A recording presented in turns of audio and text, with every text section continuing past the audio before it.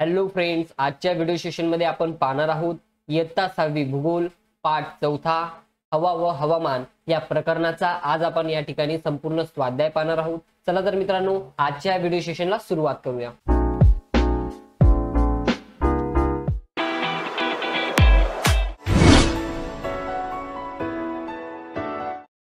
Study with Sandeep sir अभ्यास तुमचा साथ आमची या आपल्या YouTube चॅनलवर मी आपल्या सर्वांचं स्वागत करतो। मित्रांनो, तुम्ही जर आपल्या YouTube चॅनलला अजूनही सबस्क्राइब केलं नसेल तर आपल्या या YouTube चॅनलला सबस्क्राइब करून सोबतच बाजूच्या बेल आयकॉनला क्लिक करून ऑल नोटिफिकेशन ऑन करा, जेणेकरून आपल्या नवनवीन स्वाध्यायाची नोटिफिकेशन तुम्हाला मिळत जाईल। चला तर मित्रांनो, पाहूया पहिला प्रश्न। मी कोण? याच्यातील पहिला प्रश्न तो म्हणजे मी नेहमी बदलत असते। याचं उत्तर आहे मित्रांनो हवा। हवा ही नेहमी बदलत असते। दुसरं म्हणजे मी सर्व ठिकाणी सारखे नसते। याचं उत्तर आहे मित्रांनो हवामान। हवामान हे सर्व ठिकाणी सारखे नसते। पाहूया मित्रांनो तिसरं विधान, तिसरा प्रश्न। मी जलबिंदूचे स्थायी रूप असते।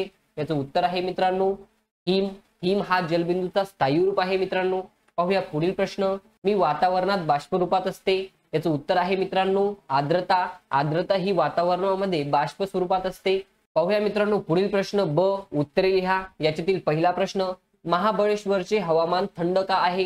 याचं उत्तर आहे मित्रांनो महाबळेश्वर हे सह्याद्री पर्वत रांगेतील सर्वात उंच ठिकाणी म्हणजेच अति उंचावर आहे। समुद्र सपाटीपासून जसजसे उंच जावे तसतसे तापमान कमी कमी होत जाते, म्हणून महाबळेश्वरचे हवामान थंड आहे।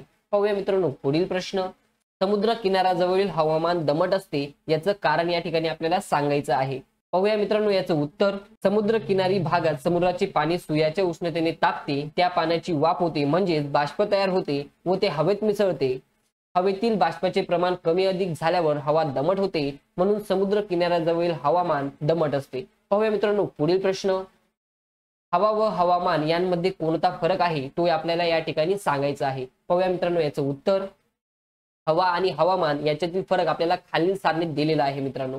पाहूया हवा व हवामान, एखाद्या ठिकाणाची विशिष्ट वेळेला असणारी वातावरणाची अल्पकालीन स्थितीला हवा असे म्हणतात। बघा मित्रांनो, एखादी जी काही ठिकाणे वैशिष्ट्य ठिकाणी असतात त्या ठिकाणातील वातावरणातील अल्पकालीन स्थितीला आपण हवा असे म्हणत असतो। हवामान, एखाद्या ठिकाणाची हवेच्या दीर्घकालीन सरासरी स्थितीला हवामान असे म्हणतात। पाहूया मित्रांनो पुढे, हवा ही सतत बदलत असते तर हवामान सतत बदलत नाही। पाहूया मित्रांनो पुढे, हवेत सतत बदल होत असतो व तो सहजपणे जाणवतो। हवामान, हवामानातील बदल दीर्घकाळाने होतात व ते सहज जाणवणारे नसतात। पाहूया मित्रांनो पुढील प्रश्न, हवेची अंगे कोणती हे या ठिकाणी आपल्याला सांगायचे आहेत। पाहूया याचं उत्तर, तापमान, आर्द्रता, वारे, वायुदाब, वृष्टी ही हवेची मुख्य अंगे आहेत।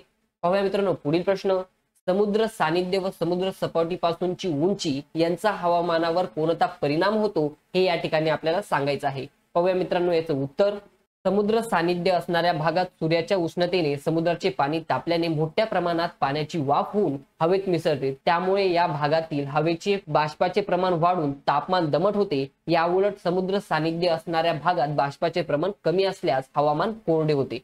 समुद्र सपाटीपासून जसजसे उंच जावे तसतसे हवेचे तापमान कमी होते, त्यामुळे हवामान थंड असते। याउलट समुद्र सपाटी जवळच्या भागात भूपृष्ठाची हवा तापलेली असल्याने हवामान उष्ण असते। पाहूया मित्रांनो पुढील प्रश्न, खालील हवामान स्थितींचा तुमच्या परिचयाची ठिकाणे या ठिकाणी आपल्याला सांगायची आहेत, ती पण नकाशा संग्रहाचा वापर करून। पाहूया मित्रांनो या ठिकाणी याचं उत्तर, उष्ण भोपाळ, उष्ण व दमट मुंबई, शीत शिमला, उष्ण व कोरडे नागपूर, शीत व कोरडे महाबळेश्वर। पाहूया मित्रांनो पुढील प्रश्न, पुढील तक्ता पूर्ण करा। या ठिकाणी आपल्याला जो काही तक्ता दिलेला आहे तो आपल्याला या ठिकाणी पूर्ण करायचा आहे। पाहूया तो तक्ता, हवा व हवामान या ठिकाणी आपल्याला दिलेले, याच्यातील आपल्याला फरक या ठिकाणी सांगायचा आहे। पहिलं म्हणजे वातावरणाची अल्पकालीन स्थिती, हवेची दीर्घकालीन स्थिती। दुसरं म्हणजे लवकर बदलते, हवामान लवकर बदलत नाही। हवा विशिष्ट ठिकाणाच्या संदर्भाने व्यक्त केली जाते, तसेच हवामान सर्वच ठिकाणच्या संदर्भाने व्यक्त केली जाते।